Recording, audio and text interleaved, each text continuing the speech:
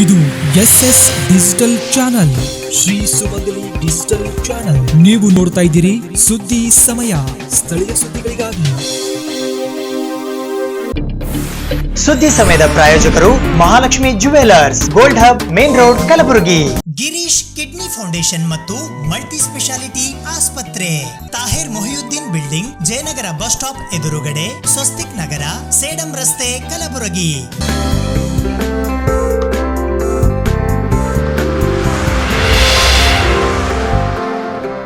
ಸುದ್ದಿ ಸಮಯಕ್ಕೆ ಸ್ವಾಗತ. ನಾನು ರಾಘವೇಂದ್ರ ಎಂಬೋಗ್ಲೆ. ಬಿಜೆಪಿ ಸರ್ಕಾರ ಬಿದ್ದು ಹೋಗುತ್ತದೆ ಎಂದು ಮಾತನಾಡುವ ಮಾಜಿ ಮುಖ್ಯಮಂತ್ರಿ ಸಿದ್ದರಾಮಯ್ಯ ಅವರು ರಾಜಕಾರಣ ಬಿಟ್ಟು ಈಗ ಜ್ಯೋತಿಷ್ಯ ಹೇಳುವುದು ಒಳ್ಳೆಯದು ಎಂದು ಬಿಜೆಪಿ ರಾಜ್ಯಾಧ್ಯಕ್ಷರಾದ ನಳಿನ್ ಕುಮಾರ್ ಕಟೀಲ್ ಅವರು ಕಲಬುರಗಿಯಲ್ಲಿ ಪತ್ರಿಕಾಗೋಷ್ಠಿಯ ಮೂಲಕ ಹೇಳಿದ್ದಾರೆ.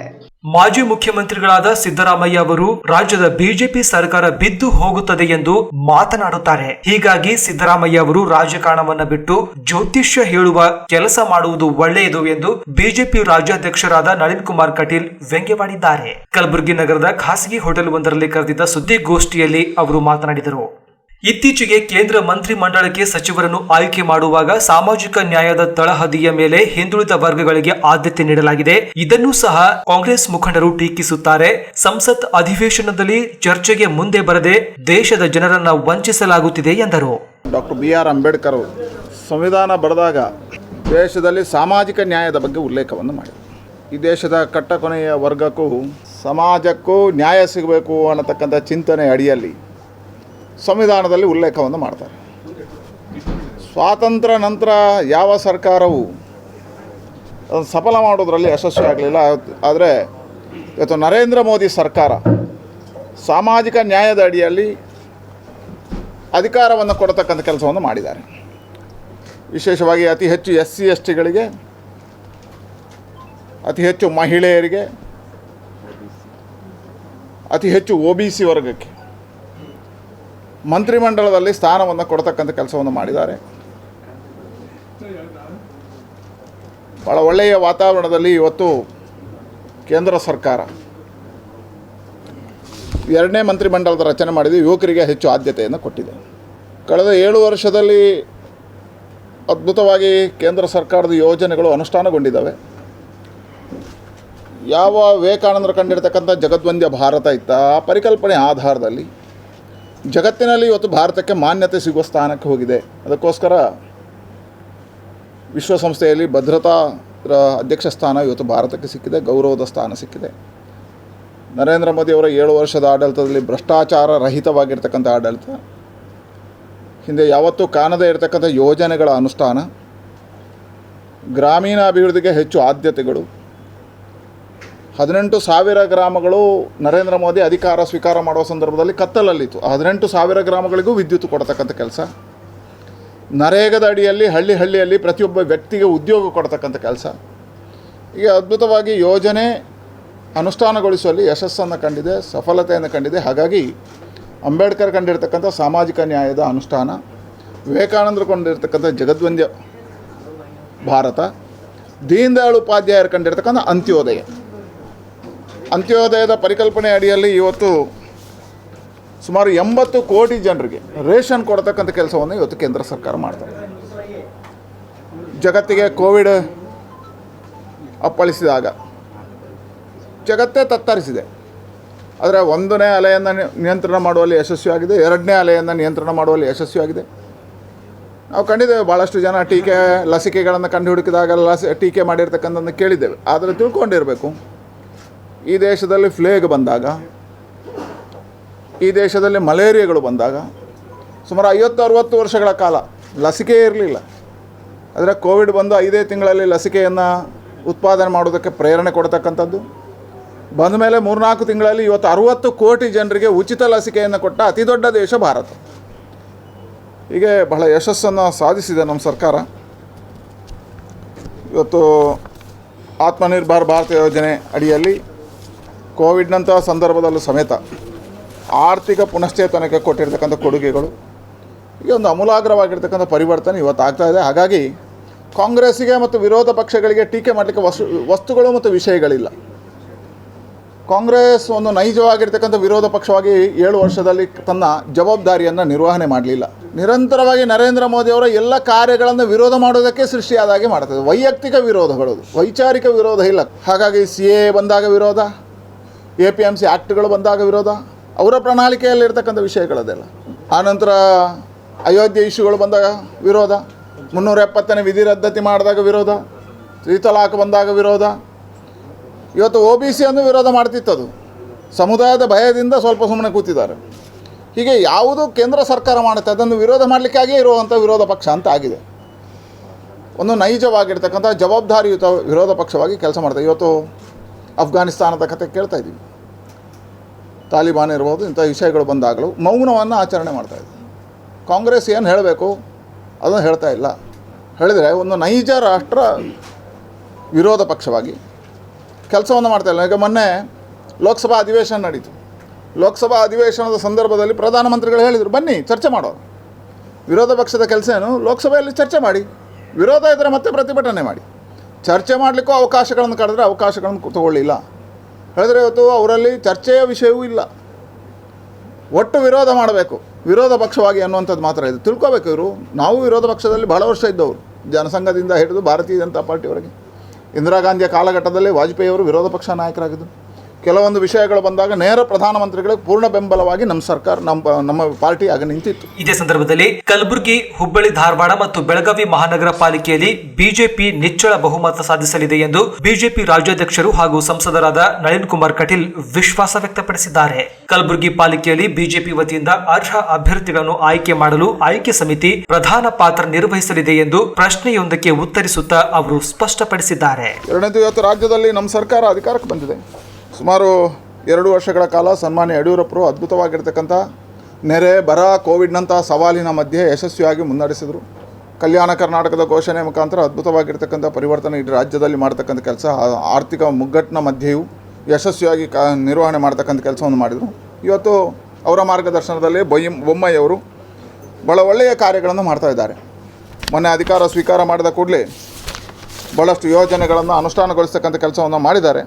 ಅಮೃತ ನಿರ್ಮಲ ನಗರ, ಸುಮಾರು ನಗರ ಪಾಲಿಕೆಗಳಿಗೆ ಸ್ಥಳೀಯ ಸಂಸ್ಥೆಯ 75 ಕೋಟಿ ಅನುದಾನಗಳನ್ನು ಕೊಡ್ತಕ್ಕಂಥ ಕೆಲಸ, ಅಮೃತ ಶಾಲಾ ಸೌಲಭ್ಯ ಆಯ್ಕೆ, ಅಮೃತ ಸ್ವಸಹಾಯ ಕಿರು ಉದ್ಯಮಗಳಿಗೆ ಅವಕಾಶಗಳನ್ನು ಕೊಡ್ತಕ್ಕಂಥದ್ದು, ಸ್ವಸಹಾಯ ಸಂಘಗಳಿಗೆ ಆದ್ಯತೆ ಕೊಡ್ತಕ್ಕಂಥದ್ದು, ಆರೋಗ್ಯ ಮೂಲಸೌಕರ್ಯಗಳನ್ನು ಯೋಜನೆ ಮಾಡ್ತಕ್ಕಂಥ ಕೆಲಸ, ಸ್ಮಾರ್ಟ್ ಉದ್ಯಮಿಗಳಿಗೆ ಪ್ರೋತ್ಸಾಹ ಕೊಡ್ತಕ್ಕಂಥ ಕೆಲಸ, ರೈತರ ಮಕ್ಕಳಿಗೆ ವಿಶೇಷವಾಗಿರ್ತಕ್ಕಂಥ ಸ್ಕೀಮ್ಗಳನ್ನು ಕೊಡ್ತಕ್ಕಂಥ ಕೆಲಸವನ್ನು ಇವತ್ತು ನಮ್ಮ ಸರ್ಕಾರ ಮಾಡಿದೆ. ಬೊಮ್ಮಾಯಿಯವರ ನೇತೃತ್ವದಲ್ಲಿ ರಾಜ್ಯದಲ್ಲಿ ಭಾಳ ಅದ್ಭುತವಾಗಿರ್ತಕ್ಕಂಥ ಪರಿವರ್ತನಾ ಕಾರ್ಯಗಳು ನಡೀತಾ ಇದ್ದಾವೆ. ಭಾಳ ಯಶಸ್ಸನ್ನು ಸಾಧಿಸ್ತಾ ಇದೆ. ಇವತ್ತು ಜನ ಬೊಮ್ಮಾಯಿಯವರ ನೇತೃತ್ವದಲ್ಲಿ ನಡೀತಕ್ಕಂಥ ಯೋಜನೆಗಳನ್ನು ಯಡಿಯೂರಪ್ಪರ ಮಾರ್ಗದರ್ಶನದಲ್ಲಿ ಭಾಳ ಚೆನ್ನಾಗಿ ನಡೀತಾ ಇದೆ ಅನ್ನುವಂಥದ್ದು ಮನಗಂಡಿದ್ದಾರೆ. ಯಶಸ್ವಿ ಆಗ್ತಾ ಇದೆ. ಅದೇ ರೀತಿಯಲ್ಲಿ ಇವತ್ತು ನಮ್ಮ ಸರ್ಕಾರದ ಸಾಧನೆಗಳ ಮಧ್ಯೆ ಕೋವಿಡ್, ಬರ, ನೆರೆ ಇದರ ಮಧ್ಯೆ ನಿರ್ವಹಣೆಯ ಮಧ್ಯೆಯೂ 16 ಚುನಾವಣೆಗಳು ಬಂದ. ಆ ಎಲ್ಲ ಚುನಾವಣೆಗಳಲ್ಲಿ ಭಾರತೀಯ ಜನತಾ ಪಾರ್ಟಿ ಯಶಸ್ಸನ್ನು ಸಾಧಿಸಿದೆ. ಈಗ 3 ಮಹಾನಗರ ಪಾಲಿಕೆಗಳಿಗೆ ಮತ್ತು ನಗರ ಪಂಚಾಯತ್ಗಳಿಗೆ, ದೊಡ್ಡಬಳ್ಳಾಪುರದಂಥ ನಗರ ಪಂಚಾಯತ್ಗಳಿಗೆ, ನಗರಸಭೆಗಳಿಗೆ ಚುನಾವಣೆಗಳು ಬಂದವೆ. ವಿಶೇಷವಾಗಿ ಬೆಳಗಾಂ, ಹುಬ್ಬಳ್ಳಿ, ಧಾರವಾಡ, ಕಲಬುರಗಿ ಮಹಾನಗರ ಪಾಲಿಕೆಯ ಚುನಾವಣೆ ಈಗ ಪ್ರಕಟ ಆಗಿದೆ. ನಾಮಪತ್ರ ಸಲ್ಲಿಕೆಯ ಕಾರ್ಯಗಳು ಪ್ರಾರಂಭ ಆಗಿದ್ದಾವೆ. ಈ 3 ಮಹಾನಗರ ಪಾಲಿಕೆಗಳಲ್ಲಿ ನಾವು ಭಾರತೀಯ ಜನತಾ ಪಾರ್ಟಿ ಇವತ್ತು ಗೆಲ್ಲುತ್ತೆ. ಕಲಬುರಗಿಯಲ್ಲೂ ನಾವು ಅತಿ ಹೆಚ್ಚು ಸ್ಥಾನಗಳನ್ನು ಪಡಿತೇವೆ. ನಮ್ಮೆಲ್ಲ ನಾಯಕರ ತಂಡ ಒಟ್ಟಾಗಿ ಕೂತು ಚರ್ಚೆ ಮಾಡಿ ಅವಕಾಶಗಳನ್ನು, ನಮ್ಮ ಅಭ್ಯರ್ಥಿಗಳನ್ನು ಆಯ್ಕೆ ಮಾಡಿ, ಕಾರ್ಯಕರ್ತರನ್ನು ಆಯ್ಕೆ ಮಾಡಿ, ಸ್ಥಾನಗಳನ್ನು ಕೊಟ್ಟು ಪೂರ್ತಿಯಾಗಿ ಬಹುಮತವನ್ನು ತರ್ತಕ್ಕಂಥ ಎಲ್ಲ ಪ್ರಯತ್ನದಲ್ಲಿದೆ. ನಾನು ಪ್ರಾರಂಭದಲ್ಲಿ ಹುಬ್ಬಳ್ಳಿ, ಧಾರವಾಡ, ಬೆಳಗಾಮೆಲ್ಲ ಹೋಗಿ ಬಂದೆ. ಹುಬ್ಬಳ್ಳಿ, ಧಾರವಾಡ ಗೆಲ್ಲುತ್ತೆ ಅನ್ನತಕ್ಕಂಥ ವಿಶ್ವಾಸ ಇತ್ತು. ಇವತ್ತು ಹುಬ್ಬಳ್ಳಿ, ಧಾರವಾಡ, ಬೆಳಗಾಂ ಮತ್ತು ಕಲಬುರಗಿ ಈ 3 ಕ್ಷೇತ್ರಗಳಲ್ಲಿ ನಾವು ಗೆಲ್ತೇವೆ. ಅಲ್ಲಿವರೆಗೆ ನಮ್ಮ ಪೂರ್ಣ ತಯಾರಿಗಳು ನಡೆದಿದ್ದಾವೆ. ಕಲಬುರಗಿಯಲ್ಲಿ ಕಳೆದ ಬಾರಿ 7 ಮತ್ತು ನಮ್ಮದೇ ತಂಡ ಅದರ ಕೊನೆಗೆ 14 ಸ್ಥಾನಗಳನ್ನು ಪಡೆದಿತ್ತು. ಕಲಬುರಗಿಯಲ್ಲಿ ಕಳೆದ ಬಾರಿಗಿಂತ ಅತಿ ಹೆಚ್ಚು ಸ್ಥಾನಗಳನ್ನು ಪಡೆದು ಈ ಬಾರಿ ನಾವು ಅಧಿಕಾರವನ್ನು ಹಿಡಿತೇವೆ. ಕಲಬುರಗಿಯಲ್ಲಿ ಬಸ್ ಸ್ಟ್ಯಾಂಡ್ ಅಭಿವೃದ್ಧಿಗೆ ನಾವು ಕಾಮಗಾರಿಗೆ ನಮ್ಮ ಸರ್ಕಾರ ಹಣ ಇಟ್ಟಿದೆ. ಇವತ್ತು ಇಲ್ಲಿಯ ಪಾರ್ಕ್ಗಳ ಅಭಿವೃದ್ಧಿ ಅದಕ್ಕೆ ಇದಕ್ಕಂತ ಹೇಳಿ ಒಟ್ಟು 200 ಕೋಟಿ ರೂಪಾಯಿಗಳನ್ನು ಯಡಿಯೂರಪ್ಪರ ಸರ್ಕಾರ ಇದ್ದಾಗ ಕೊಟ್ಟಿದೆ. 150 ಕೋಟಿ ರೂಪಾಯಿಗಳನ್ನು ಮಹಾತ್ಮ ಗಾಂಧಿ ನಗರ ವಿಕಾಸ್ ಯೋಜನೆ ಅಡಿಯಲ್ಲಿ ಸ್ಯಾಂಕ್ಷನ್ ಮಾಡಿದ್ದಾರೆ. ಸುಮಾರು 26 ಕೋಟಿ ರೂಪಾಯಿಗಳಲ್ಲಿ ವೆಜಿಟೇಬಲ್ ಮಾರ್ಕೆಟ್ಗೆ ಅನುದಾನಗಳನ್ನು ಕೊಡ್ತಕ್ಕಂಥ ಕೆಲಸವನ್ನು ನಮ್ಮ ಸರ್ಕಾರ ಮಾಡಿದೆ. ಹೇಳಿದರೆ ನಮಗೆ ಅವಧಿಗಳು ಕಡಿಮೆ ಇತ್ತು. ಸರ್ಕಾರ ರಚನೆ ಕಳೆದ ಬಾರಿ ಒಂದು ಸಾರಿ ಸಮ್ಮಿಶ್ರ ಸರ್ಕಾರ, ಮತ್ತೊಂದು ಸಾರಿ ನಮ್ಮ ಸರ್ಕಾರ. ಆ ಕಾಲಘಟ್ಟದಲ್ಲಿ ನಾವು ಅನುದಾನಗಳ ಬಿಡುಗಡೆ ಮಾಡಿದ್ದೆ. ಮತ್ತೆ 5 ವರ್ಷಗಳ ಕಾಲ ಕಾಂಗ್ರೆಸ್ ಬಂತು. ಮತ್ತು ಈಗ 2 ವರ್ಷಗಳ ಅವಧಿಯಲ್ಲಿ ನಮ್ಮ ಸರ್ಕಾರ ಯೋಜನೆಗಳನ್ನು ಅನುಷ್ಠಾನಗೊಳಿಸಿದೆ. ಹೀಗೆ ಕಲಬುರಗಿಯಲ್ಲಿ ನಮ್ಮ ಕೇಂದ್ರ ಸರ್ಕಾರದ ಸಾಧನೆ, ರಾಜ್ಯ ಸರ್ಕಾರದ ಅಭಿವೃದ್ಧಿ ಕಾರ್ಯಗಳು ಮತ್ತು ಕಲಬುರಗಿಗೆ ಕೊಟ್ಟಿರ್ತಕ್ಕಂಥ ಕೊಡುಗೆಗಳು, ಇದನ್ನು ಮನಗಂಡು ಇವತ್ತು ಜನ ನಮ್ಮ ಪರವಾಗಿರ್ತಕ್ಕಂಥ ಆಶೀರ್ವಾದ ಮಾಡೋದಕ್ಕೆ ಸಿದ್ಧರಾಗಿದ್ದಾರೆ. ಪೂರ್ಣವಾಗಿರ್ತಕ್ಕಂಥ ಬಹುಮತದಿಂದ ಇಲ್ಲಿ ನಮ್ಮ ಆಡಳಿತ ಬರುತ್ತೆ. ನಗರ ಪಾಲಿಕೆಯ ಆಡಳಿತ ಭಾರತೀಯ ಜನತಾ ಪಾರ್ಟಿಗೆ ಬರುತ್ತೆ. ಅದಕ್ಕೋಸ್ಕರ ಈಗಾಗಲೇ ಮತಗಟ್ಟೆಯ ಕಾರ್ಯಗಳನ್ನು ಯಶಸ್ವಿ ಮಾಡಿದ್ದೇವೆ. ಪೇಜ್ ಪ್ರಮುಖರ ಕಾರ್ಯಗಳು ಯಶಸ್ವಿಯಾಗಿದೆ. ವಾರ್ಡ್ಗೆ ಪ್ರಭಾರಿಗಳ ನಿಯುಕ್ತಿಯೂ ಆಗಿದೆ. ಈಗಾಗಲೇ ಸುಮಾರು 55 ವಾರ್ಡ್ಗಳಲ್ಲಿ 386 ಅಭ್ಯರ್ಥಿಗಳು ನಮಗೆ ಅರ್ಜಿಗಳನ್ನು ಕೊಟ್ಟಿದ್ದಾರೆ. ನಮ್ಮಲ್ಲಿ ಒಂದು ಹೊಸ ಸಿಸ್ಟಮ್ ಇದೆ. ವಾರ್ಡ್ ಸಮಿತಿಯಿಂದ ಹೆಸರು ತಗೋತೇವೆ. ಮಂಡಲ ಸಮಿತಿಯಲ್ಲಿ ಅದಕ್ಕೊಂದು ಕಮಿಟಿ ಇದೆ, ಆ ಕಮಿಟಿ ಅವ್ರು ಕೂತ್ಕೋತಾರೆ. ಜಿಲ್ಲೆಯಲ್ಲಿ ಒಂದು ಸ್ಕ್ರೀನಿಂಗ್ ಕಮಿಟಿ ಇದೆ. ಆ ಸ್ಕ್ರೀನಿಂಗ್ ಕಮಿಟಿ ಎಲ್ಲ ಹೆಸರುಗಳನ್ನು ಪರಿಶೀಲನೆ ಮಾಡಿಕೊಂಡು ಅದರಲ್ಲಿ ಒಂದೊಂದು ವಾರ್ಡಲ್ಲಿ 3, 4, 5 ಹೆಸರುಗಳು ಬಂದರೆ 2 ಹೆಸರು ಮಾಡ್ತಾರೆ. ಕೋರ್ ಕಮಿಟಿಯವರು ಕೂತು ಅದನ್ನು ಒಂದೊಂದು ಹೆಸರು ಮಾಡಿ ಫೈನಲೈಸ್ ಮಾಡ್ತಾರೆ. ಮಾಡಿಕೊಂಡು ಅಭ್ಯರ್ಥಿಗಳಿಗೆ ಅವಕಾಶಗಳನ್ನು ಕೊಡ್ತಾರೆ. ಹೀಗೆ ವಾರ್ಡಿಂದ ಕೋರ್ ಕಮಿಟಿವರೆಗೆ ಎಲ್ಲ ತೀರ್ಮಾನಗಳನ್ನು ತಗೊಂಡು ಆದ್ಯತೆ ಕೊಡಬೇಕು ಅನ್ನೋ ಕಾರಣಕ್ಕೋಸ್ಕರ ಇವತ್ತು ಕಮಿಟಿಗಳ ರಚನೆಗಳಾಗಿದ್ದಾವೆ. ಸಂಘಟನಾತ್ಮಕವಾಗಿ ನಾವು ಬಹಳ ಇಲ್ಲಿ ವ್ಯವಸ್ಥಿತವಾಗಿರ್ತಕ್ಕಂಥ ಕಾರ್ಯಯೋಜನೆ ಮಾಡಿದ್ದೇವೆ. ಈ ಸಂದರ್ಭದಲ್ಲಿ ಸಂಸದರಾದ ಡಾಕ್ಟರ್ ಉಮೇಶ್ ಜಾಧವ್, ಶಾಸಕರಾದ ದತ್ತಾತ್ರೇಯ ಪಾಟೀಲ್ ರೇವೂರ್, ರಾಜ್ಕುಮಾರ್ ಪಾಟೀಲ್ ತೇಲ್ಕೂರ್, ಸುಭಾಷ್ ಗುತ್ತೇದಾರ್, ಬಸವರಾಜು ಮತ್ತಿಮೂಡ್, ಮಾಜಿ ಸಚಿವರು ಹಾಗೂ ಬಿಜೆಪಿ ರಾಜ್ಯ ಉಪಾಧ್ಯಕ್ಷರಾದ ಮಾಲಿಕಯ್ಯ ಗುತ್ತೇದಾರ್, ವಿಧಾನ ಪರಿಷತ್ ಸದಸ್ಯರು ಹಾಗೂ ಕಲಬುರಗಿ ನಗರ ಪಾಲಿಕೆಯ ಚುನಾವಣೆಯ ಬಿಜೆಪಿ ಉಸ್ತುವಾರಿ ರವಿಕುಮಾರ್, ವಿಧಾನ ಪರಿಷತ್ ಸದಸ್ಯರಾದ ಬಿಜಿ ಪಾಟೀಲ್, ಶಶಿಲ್ ನಮೋಶಿ, ಸುನಿಲ್ ವಲ್ಯಾಪುರೆ, ಬಿಜೆಪಿ ಗ್ರಾಮೀಣ ಜಿಲ್ಲಾಧ್ಯಕ್ಷರಾದ ಶಿವರಾಜ್ ಪಾಟೀಲ್ ರದ್ದೇವಾಡಗಿ, ನಗರ ಜಿಲ್ಲಾಧ್ಯಕ್ಷರಾದ ಸಿದ್ದಾಜಿ ಪಾಟೀಲ್, ನವೀಕರಿಸಬಹುದಾದ ಇಂಧನಗಳ ನಿಗಮದ ಅಧ್ಯಕ್ಷರಾದ ಚಂದು ಪಾಟೀಲ್ ಸೇರಿದಂತೆ ಇತರರಿದ್ದರು.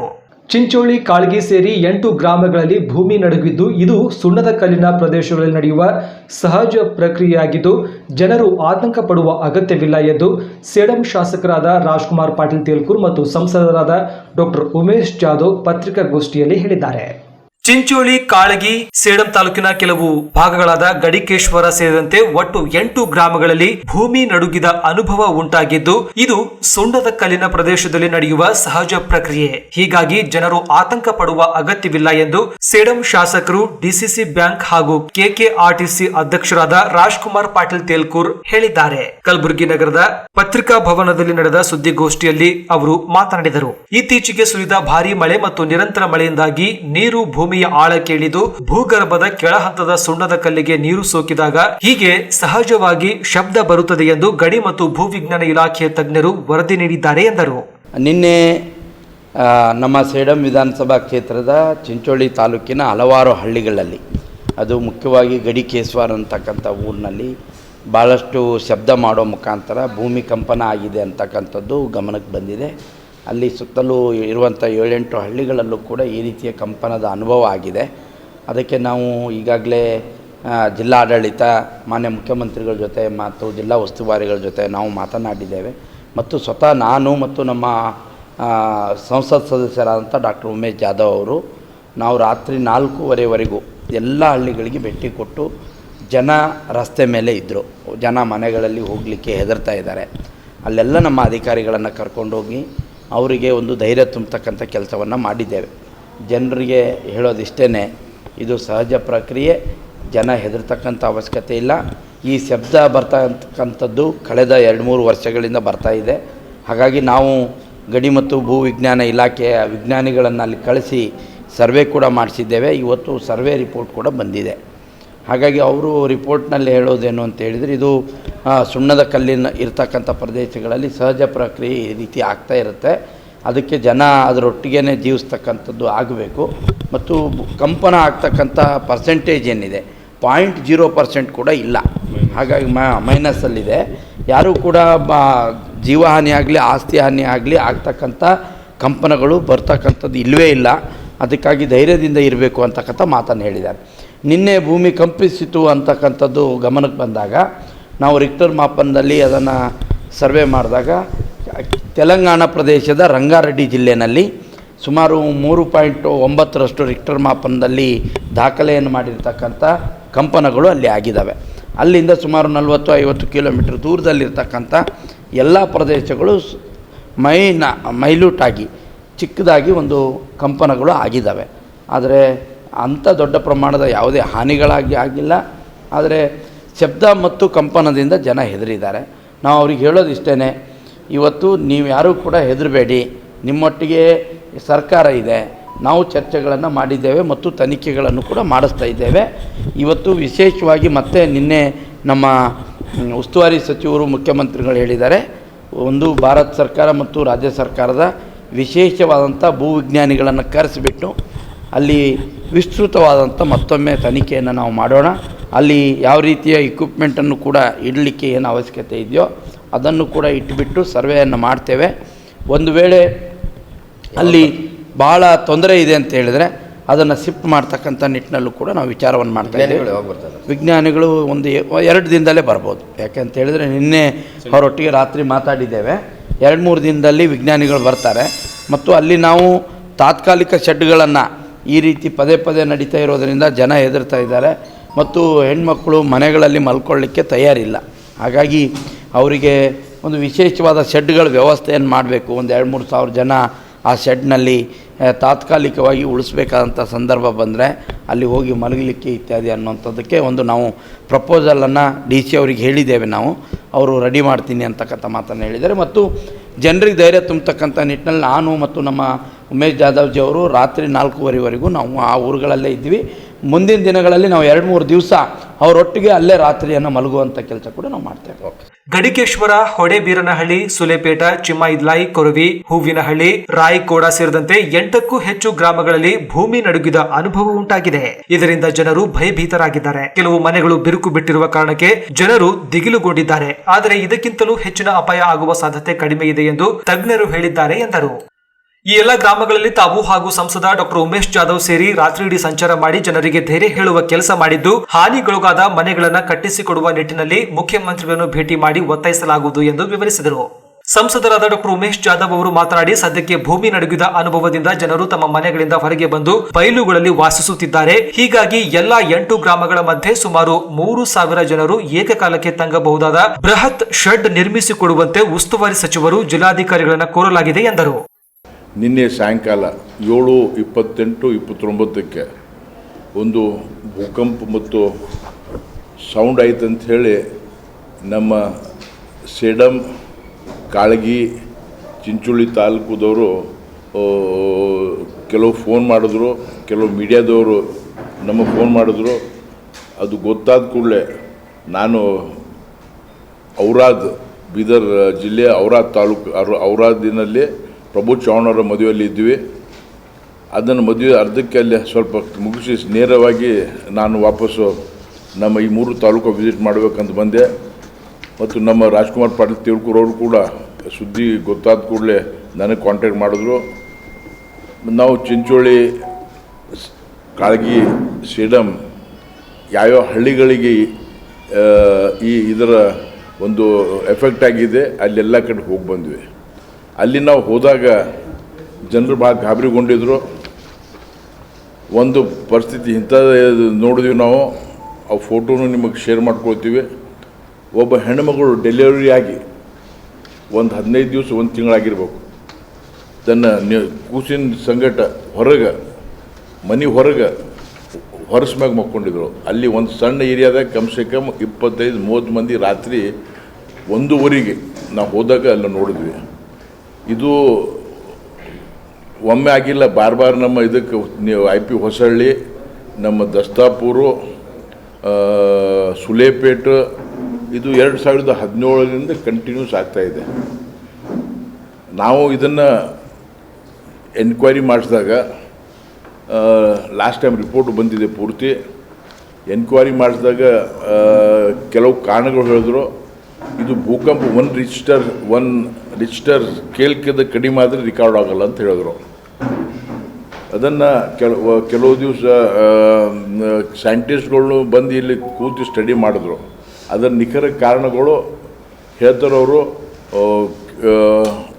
ಲೈಮ್ ಸ್ಟೋನ್ ಅವೆಲ್ಲ ಆದಾಗ ಮತ್ತು ಮಳೆ ಬಂದಾಗ ಆ ನೀರು ಹೋಗಿ ಆ ಲೈಮ್ ಸ್ಟೋನ್ ಬಿಸಿಯಾಗಿ ಆ ಸೌಂಡ್ ಬರ್ತದೆ ಅಂತ ಅವ್ರು ಹೇಳಿದ್ರು. ಅವ್ರು ಹೇಳ್ತಾರೆ 1 ರಿಕ್ಟರ್ ಸ್ಕೇಲ್ ಕಡಿಮೆ ಆದರೆ ರೆಕಾರ್ಡ್ ಆಗೋಲ್ಲ, ಅದು ಒಂದು ಮಾತಾಯಿತು. ಆದರೆ ನಾವು ವಾಸ್ತವಿಕ ನೋಡಿದಾಗ ಗಾಡಿಗಳು ಕ್ರ್ಯಾಕ್ ಬಿದ್ದವ, ಕೆಲವು ಮನೆಗಳು ಬಿದ್ದವ, ಇದು ನಾವು ಕಣ್ಣಿಲ್ಲೇ ನೋಡಿದ್ದೀವಿ. ಇದು ಅವ್ರು ಹೇಳೋದು ಮತ್ತು ಇದು ಕೋರಿಲೇಟ್ ಆಗ್ತಾಯಿಲ್ಲ, ಅವ್ರು ಸ್ಟೇಟ್ಮೆಂಟ್ದು ಮತ್ತು ಇದು ಕೋರಿಲೇಟ್ ಆಗ್ತಾಯಿಲ್ಲ. ಅದನ್ನು ಯಾಕೆ ಆಗಿದೆ ಅದನ್ನು ನಾವು ತಿಳ್ಕೋಬೇಕು. ನಾವು ರಾತ್ರಿ ನಮ್ಮ ಉಸ್ತುವಾರಿ ಮಂತ್ರಿಗಳಿಗೆ ಮಾತಾಡಿ, ಬೆಂಗಳೂರಿಗೆ ಮತ್ತು ಆಫೀಸರ್ಗಳಿಗೆ ಮಾತಾಡಿ ಎಲ್ಲ ಕಡೆ ಮಾಹಿತಿಗಳು ಇಮಿಡಿಯೇಟ್ಲಿ ಇದನ್ನು ತಿಳಿಸ್ಬೇಕಂತ ಹೇಳಿ ನಾವು ಆಲ್ರೆಡಿ ರಿಕ್ವೆಸ್ಟ್ ಮಾಡಿದ್ದೀವಿ, ಆಗ್ರಹ ಮಾಡಿದ್ದೀವಿ.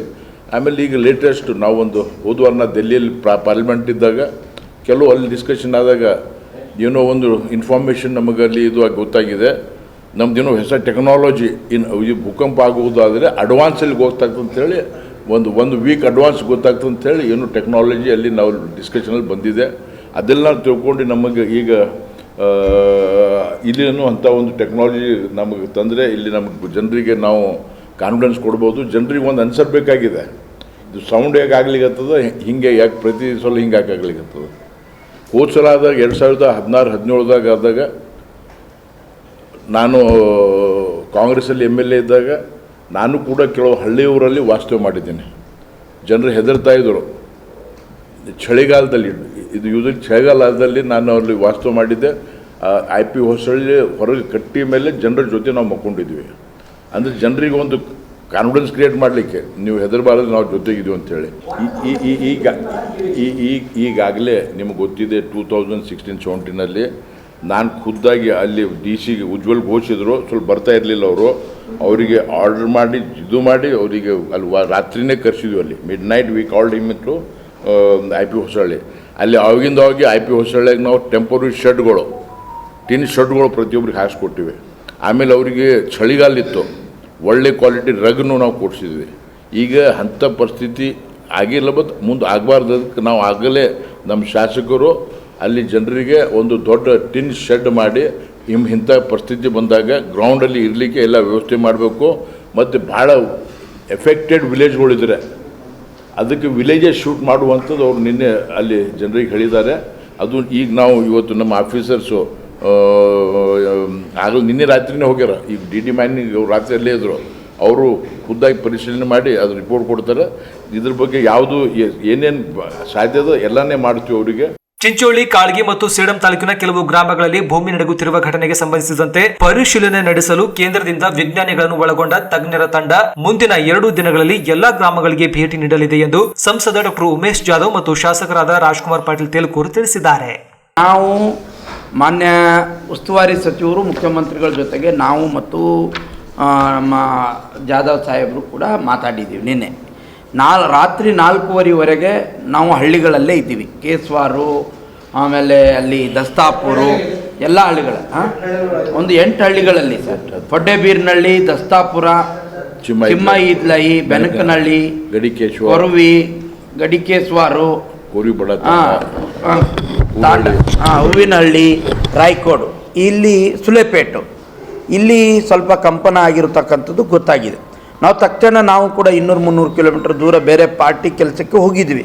ಇದು ಗೊತ್ತಾದ ಕೂಡಲೇ ರಾತ್ರಿ ಅಲ್ಲಿ ತಲುಪಿ ಎಲ್ಲ ಅಧಿಕಾರಿಗಳಿಗೆ ಅಲ್ಲಿ ಕಳಿಸಿದ್ವಿ. ಅಲ್ಲೆಲ್ಲ ಪೊಲೀಸ್ ಸಿಬ್ಬಂದಿಗಳು ಕೂಡ ಮೊದಲೇ ಹೋಗಿ ಯಾವುದೇ ರೀತಿ ಇದು ಆಗಬಾರ್ದು ಅಂತೇಳಿ, ಅಂದರೆ ಇಡೀ ರಾತ್ರಿ ಪಾಪ ಹೆಣ್ಮಕ್ಳು ಹೊರಗಡೆ ಮಲಗಿದ್ದಾರೆ. ನಾವು ಇಡೀ ರಾತ್ರಿ ನಾನು ಜಾಧವ್ ಅವರು ಅಲ್ಲೇ ಇದ್ವಿ.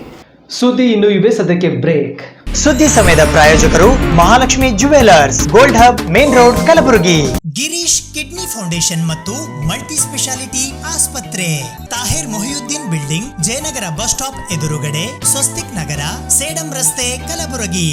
ಜೆಸ್ಕಾಂ ಗ್ರಾಹಕರಿಗೆ ವಾರದ 24 ಗಂಟೆ ಸೇವೆ ನೀಡುವಂತಹ 1912 ಹೆಲ್ಪ್ಲೈನ್ ಮತ್ತು ಆಟೋಮೆಟಿಕ್ ಕಾಲ್ ಟ್ರಾನ್ಸ್ಫರ್ ಸೇವೆ ಜುಲೈನಲ್ಲಿ 24,394 ಗ್ರಾಹಕರ ದೂರುಗಳನ್ನು ನಿವಾರಣೆ ಮಾಡಿದೆ ಎಂದು ವ್ಯವಸ್ಥಾಪಕ ನಿರ್ದೇಶಕರಾದ ರಾಹುಲ್ ಪಾಂಡ್ವೆ ಅವರು ತಿಳಿಸಿದ್ದಾರೆ.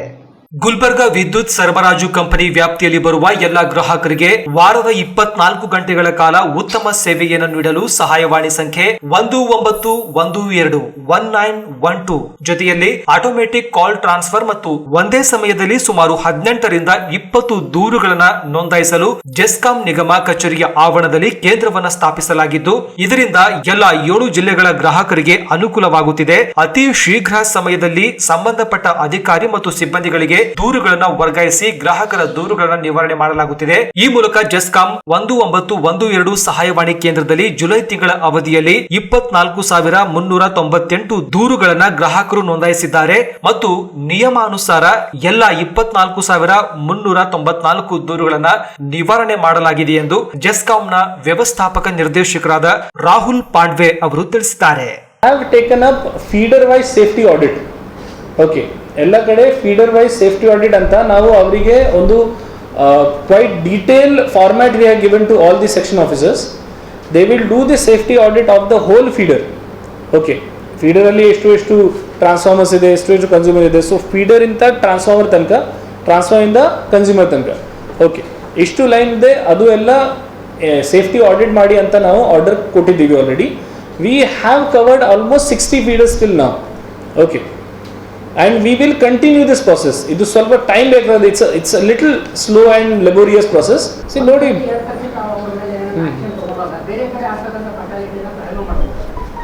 okay, we will note it down, but see, yes, I agree with you totally, but what happens is the enquiry of such accidents is done by electrical inspectorate. So when electrical inspectorate holds our staff responsible, will definitely take action on them. Okay, that is for sure.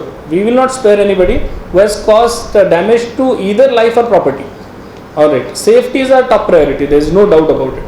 Okay, in fact I was going to appeal you people only. Last time also did the same thing. See, ಏನಾಗುತ್ತೆ ನಮ್ಮ staff ಇಂದ, okay, or maybe sometimes from customers also, we don't get enough information to do a certain work. I'll just give an example. Last time ಸ್ವಲ್ಪ ನಮ್ಮ ಮಿತ್ರರು ಬಂದಿದ್ದಾರೆ.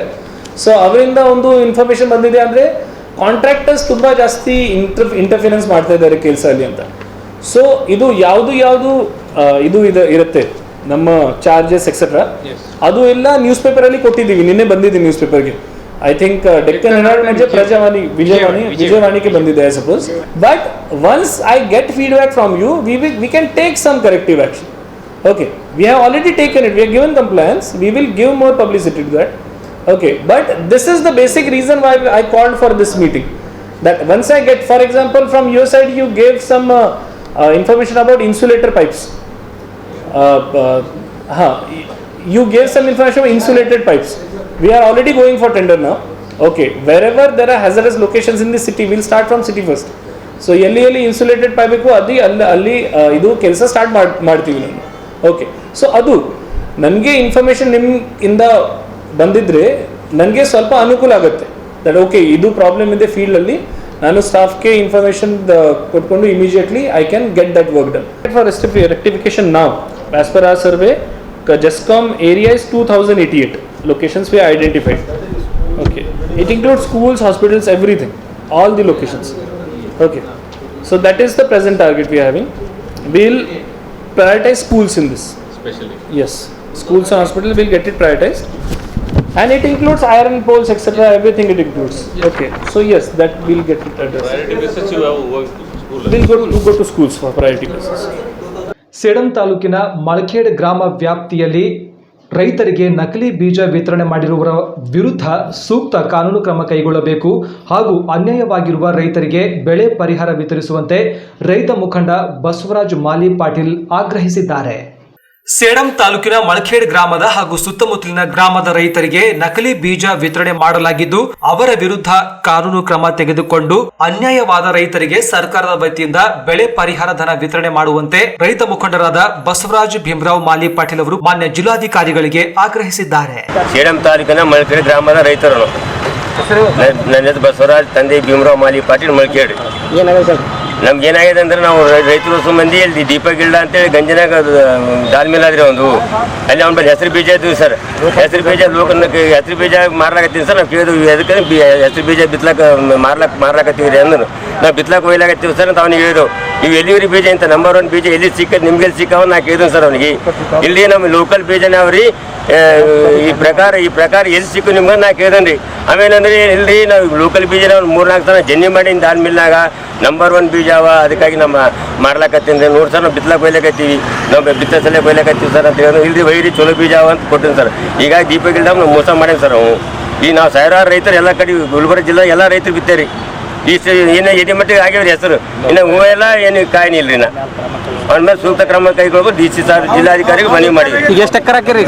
ನಾವು 40 ಎಕರೆ ಹಾಕಿನಿ sir. 40 ಎಕರೆ ನಮ್ಮ ಸೇಮ್ ತಾಲೂಕು ಸಾವಿರಾರು ಎಕರೆ ಸರ್. ರವಿವಾರವೂ ಸಹ ಮಹಾನಗರ ಪಾಲಿಕೆ ಚುನಾವಣೆಗೆ ನಾಮಪತ್ರ ಸಲ್ಲಿಸಲು ಅವಕಾಶವನ್ನು ನೀಡುವಂತೆ ಆಗ್ರಹಿಸಿ ಆಮ್ ಆದ್ಮಿ ಪಕ್ಷ ಚುನಾವಣಾ ಆಯುಕ್ತರಿಗೆ ಮನವಿ ಸಲ್ಲಿಸಿದೆ.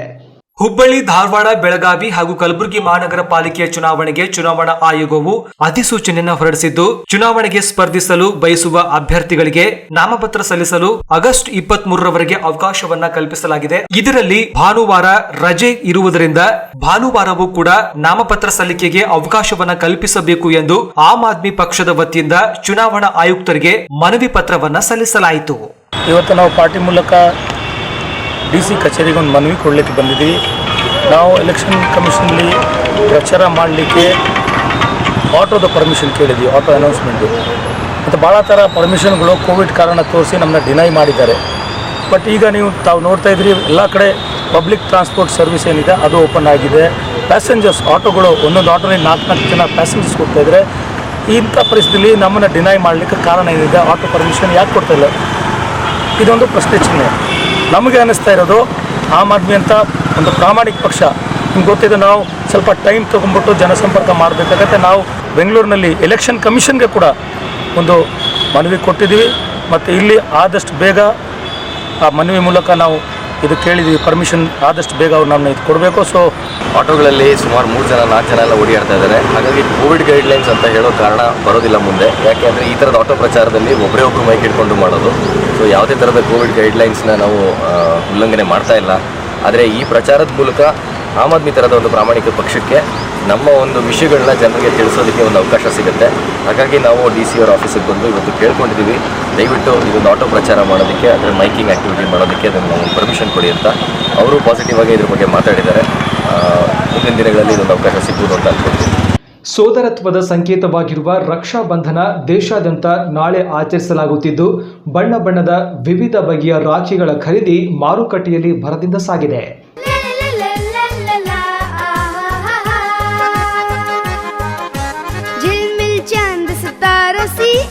चम चम चम चमकारो सी, झिलमिल चांद सितारों सी, चम चम चम चमकारो सी, भाई को हर साल बांधती बहना राखी बंधन, हैप्पी रक्षा बंधन, हैप्पी रक्षा बंधन. ಅಣ್ಣ ತಂಗಿಯರ ಬಾಂಧವ್ಯವನ್ನು ಇನ್ನಷ್ಟು ಗಟ್ಟಿಗೊಳಿಸಿ ಸೋದರತ್ವದ ಅನುಬಂಧ ಇದು ಜನುಮಗಳ ಅನುಬಂಧ ಎಂದು ಸೋದರಿಯರು ತಮ್ಮ ಸೋದರರನ್ನ ಬಾಂಧವ್ಯದ ಮೂಲಕ ಕಟ್ಟಿ ಹಾಕುವ ಸುದಿನ ರಕ್ಷಾ ಬಂಧನ. ತನ್ನ ಸೋದರನ ಶ್ರೇಯಸ್ಸು ನೆಮ್ಮದಿಯನ್ನು ಬಯಸಿ ಅವನಿಗೆ ಒಳ್ಳೆಯ ಭವಿಷ್ಯ ಕರುಣಿಸಲಿ, ಆತನ ಬಾಳು ಸದಾ ಶಾಂತಿ ನೆಮ್ಮದಿಯಿಂದ ಕೂಡಿರಲಿ ಎಂದು ಹರಸುತ್ತಾ ಸೋದರಿ ರಾಖಿ ಕಟ್ಟುವ ಮೂಲಕ ಅಭಯವನ್ನ ಪಡೆಯುವ ಈ ಆಚರಣೆಗೆ ಭಾರತೀಯ ಸಂಪ್ರದಾಯದಲ್ಲಿ ತನ್ನದೇ ಆದ ಮಹತ್ವವಿದೆ. ಅಣ್ಣ ತಂಗಿಯರ ನಡುವೆ ಕಟ್ಟುವ ಈ ರಾಖಿ ಪ್ರೀತಿಯ ದ್ಯೋತಕವಾಗಿದೆ. ಕೇವಲ ಒಡ ಹುಟ್ಟಿದವರೊಡನೆ ಮಾತ್ರವಲ್ಲದೆ ಎಲ್ಲ ಸಹೋದರ ಸಹೋದರಿಯರು ಈ ಹಬ್ಬವನ್ನ ಆಚರಿಸುತ್ತಾರೆ. ಈ ಮೂಲಕ ಸೋದರತ್ವದ ಸಂಬಂಧವನ್ನು ಗಟ್ಟಿಗೊಳಿಸುತ್ತಾರೆ. ರಾಖಿ ಪೂರ್ಣಮಿಯಂದು ಸೋದರಿಯರು ರಕ್ಷೆಯನ್ನ ಸೋದರನ ಕೈಗೆ ಕಟ್ಟುವ ಮೂಲಕ ಅವರ ಆಶೀರ್ವಾದವನ್ನ ಪಡೆಯುತ್ತಾರೆ. ಹೀಗೆ ಅಣ್ಣಂದಿರಲ್ಲಿ ವಿಶೇಷ ಪ್ರೀತಿ, ಕಾಳಜಿ, ನಂಬಿಕೆಯನ್ನು ಮೂಡಿಸುತ್ತಾರೆ. ಸಾಮಾನ್ಯ ನೂಲಿನ ಮೂಲಕ ಸಂಬಂಧಗಳ ನಡುವೆ ಒಳ್ಳೆಯ ಭಾವನೆಯನ್ನ ಹುಟ್ಟಿಸುತ್ತಾರೆ. ಅಣ್ಣನಿಂದಲೇ ತಂಗಿಯ ರಕ್ಷಣೆ ಎಂಬ ಭಾವನೆ ಅಣ್ಣ ತಂಗಿಯರ ನಡುವೆ ಗಟ್ಟಿಯಾಗುತ್ತದೆ. ಸೋದರತ್ವದ ಭಾವನೆಯನ್ನು ಬೆಸೆಯುವ ಈ ರಾಖಿ ಹಬ್ಬ ಪ್ರತಿ ವರ್ಷ ಅದರ ಮಹತ್ವವನ್ನ ಹೆಚ್ಚಿಸಿಕೊಳ್ಳುತ್ತಲೇ ಇದೆ. ಇದು ಸನಾತನ ಧರ್ಮಕ್ಕೆ ಹೆಮ್ಮೆಯ ಸಂಗತಿ. ಶ್ರಾವಣ ಮಾಸದ ಹುಣ್ಣಿಮೆಯ ಉಪಕರ್ಮದಂದೇ ರಕ್ಷಾ ಬಂಧನ ಆಚರಿಸಲಾಗುತ್ತದೆ. ಉತ್ತರ ಭಾರತದಲ್ಲಿ ಮಾತ್ರ ಹೆಚ್ಚು ಪ್ರಚಲಿತದಲ್ಲಿದ್ದ ರಾಖಿ ಹಬ್ಬ ಇತ್ತೀಚಿನ ವರ್ಷಗಳಲ್ಲಿ ದೇಶಾದ್ಯಂತ ಆಚರಿಸುವಂತಾಗಿದೆ. ಪ್ರತಿಯೊಬ್ಬ ಸೋದರಿಯು ಸಮಾಜದ ದುಷ್ಟ ಶಕ್ತಿಗಳಿಂದ ತನ್ನನ್ನು ರಕ್ಷಿಸಲೆಂದೇ ಸೋದರನ ಮುಂಗೈಗೆ ರಾಖಿ ಕಟ್ಟುತ್ತಾಳೆ. ಬೆಳಗಿನ ಜಾವ ಸ್ನಾನ ಮಾಡಿ ಹೊಸ ಬಟ್ಟೆ ಧರಿಸಿ ಸೋದರಿಯರು ಸೋದರರ ಹಣೆಗೆ ತಿಲಕವಿಟ್ಟು ರಾಖಿ ಕಟ್ಟಿ ಆರತಿ ಮಾಡಿ ಆಶೀರ್ವಾದವನ್ನ ಪಡೆಯುತ್ತಾರೆ. ಹಿಂದೂಗಳು ಆಚರಿಸುವ ಪ್ರತಿಯೊಂದು ಹಬ್ಬದ ಹಿಂದೆ ಒಂದೊಂದು ಕಥೆ ಇರುತ್ತದೆ. ಹಾಗೆ ಪುರಾತನ ರಾಖಿ ಹಬ್ಬದ ಹಿಂದೆಯೂ ಒಂದು ಕಥೆ ಇದೆ. ಹಿಂದೆ ಬಲಿರಾಜನು ವಿಷ್ಣುವನ್ನು ತನ್ನ ಅರಮನೆಗೆ ಕರೆಯುತ್ತಾನೆ. ಬಲಿ ಚಕ್ರವರ್ತಿಯ ಅರಮನೆಯಲ್ಲಿ ಉಳಿಯುವಂತೆ ವಿಷ್ಣುವಿನಲ್ಲಿ ಕೇಳಿಕೊಂಡಾಗ ವಿಷ್ಣು ಅದಕ್ಕೆ ಒಪ್ಪಿಕೊಳ್ಳುತ್ತಾನೆ. ಆದರೆ ವಿಷ್ಣುವಿನ ಮಡದಿ ಲಕ್ಷ್ಮೀ ದೇವಿಗೆ ಇದು ಇಷ್ಟವಾಗುವುದಿಲ್ಲ. ವಿಷ್ಣುವನ್ನು ಹಿಂಬಾಲಿಸುತ್ತಾ ಹೊರಟ ಲಕ್ಷ್ಮಿ ಬಲಿ ಚಕ್ರವರ್ತಿಯ ಮುಂದೆ ಬಂದು ನಿಲ್ಲುತ್ತಾಳೆ. ಬಲಿ ಚಕ್ರವರ್ತಿಯನ್ನು ಭಕ್ತಿಯಿಂದ ಕಂಡು ನೂಲಿನ ದಾರವನ್ನು ಬಲಿಯ ಕೈಗೆ ಕಟ್ಟಿ ಅಣ್ಣನೆಂದು ಕರೆಯುತ್ತಾಳೆ. ಇದೇ ಖುಷಿಗೆ ಬಲಿ ಚಕ್ರವರ್ತಿಯು ಲಕ್ಷ್ಮಿಯಲ್ಲಿ ಏನು ಬೇಕಾದರೂ ಕೇಳು ಎಂದು ಹೇಳುತ್ತಾನೆ. ಆಗ ಲಕ್ಷ್ಮಿ ವಿಷ್ಣು ವೈಕುಂಠಕ್ಕೆ ಮರಳಬೇಕೆಂದು ಹೇಳಿಕೊಳ್ಳುತ್ತಾಳೆ. ಅದಕ್ಕೊಪ್ಪಿದ ಬಲಿ ವಿಷ್ಣುವನ್ನು ವೈಕುಂಠಕ್ಕೆ ಕಳುಹಿಸುತ್ತಾನೆ. ಅಂದಿನಿಂದ ರಾಖಿ ಹಬ್ಬದ ಆರಂಭವಾಯಿತು ಎನ್ನುವ ನಂಬಿಕೆ ಸನಾತನ ಧರ್ಮದಲ್ಲಿದೆ. ಈ ರಕ್ಷಾ ಬಂಧನಕ್ಕೆ ರಕ್ಷಣೆಯ ಗಂಟು ಎಂಬ ಅರ್ಥವೂ ಇದೆ. ಶಾಸ್ತ್ರಬದ್ಧವಾಗಿ ಆಚರಿಸುವ ಈ ರಾಖಿಯು ಯಾವುದೇ ರೀತಿಯ ಸುಖದತ್ತ ಭೋಗದ ಜೀವನದತ್ತ ಆಕರ್ಷಿತನಾಗದಂತೆ ಸೂಚಿಸುತ್ತದೆ. ಮಾತ್ರವಲ್ಲದೆ ತಂಗಿಯಂದಿರು ರಕ್ಷೆಯನ್ನು ಕಟ್ಟಿ ಅಣ್ಣಂದಿರಿಂದ ರಕ್ಷಣೆಯನ್ನ ಬಯಸುತ್ತಾರೆ. ಕೆಟ್ಟ ಶಕ್ತಿಗಳಿಂದ ಕಾಪಾಡಿಕೊಳ್ಳಲು ಹೆಣ್ಣು ಮಕ್ಕಳು ಈ ರಕ್ಷೆಯನ್ನು ತನ್ನ ಸೋದರನ ಕೈಗೆ ಕಟ್ಟುತ್ತಾರೆ. पहले तिलक लगाती है फिर बांधती राखी है ला ला ला ला ला ला हाँ पहले तिलक लगाती है फिर बांधती राखी है मिठाई खिलाकर बहन भाई से लेती रक्षा का वचन हैप्पी रक्षा बंधन हैप्पी रक्षा बंधन. ಇವಿಷ್ಟು ನಮ್ಮ ಇವತ್ತಿನ ಸುದ್ದಿ ಸಮಯ. ಸ್ಥಳೀಯ ಸುದ್ದಿಗಳಿಗಾಗಿ ನೋಡ್ತಾ ಇರಿ ಸುದ್ದಿ ಸಮಯ. ಸುದ್ದಿ ಸಮಯದ ಲೇಟೆಸ್ಟ್ ಅಪ್ಡೇಟ್ಗಾಗಿ ಸುದ್ದಿ ಸಮಯ ಕಲಬುರಗಿ ಯೂಟ್ಯೂಬ್ ಚಾನಲ್ ಅನ್ನು ಸಬ್ಸ್ಕ್ರೈಬ್ ಮಾಡಿ ಮತ್ತು ಫೇಸ್ಬುಕ್ ಪೇಜ್ ಅನ್ನ ಲೈಕ್ ಮಾಡಿ. ಇದು SS ಡಿಜಿಟಲ್ ಚಾನಲ್, ಶ್ರೀ ಸುಮಂಗಲಿ ಡಿಜಿಟಲ್ ಚಾನಲ್. ನೀವು ನೋಡ್ತಾ ಇದ್ದೀರಿ ಸುದ್ದಿ ಸಮಯ, ಸ್ಥಳೀಯ ಸುದ್ದಿಗಳಿಗಾಗಿ. ಸುದ್ದಿ ಸಮಯದ ಪ್ರಾಯೋಜಕರು Mahalakshmi jewellers, gold hub, main road, Kalaburagi. Girish kidney foundation ಮತ್ತು ಮಲ್ಟಿ ಸ್ಪೆಷಾಲಿಟಿ ಆಸ್ಪತ್ರೆ, Tahir Mohiuddin building, Jayanagar bus stop ಎದುರುಗಡೆ, ಸ್ವಸ್ತಿಕ್ ನಗರ, ಸೇಡಂ ರಸ್ತೆ, ಕಲಬುರಗಿ.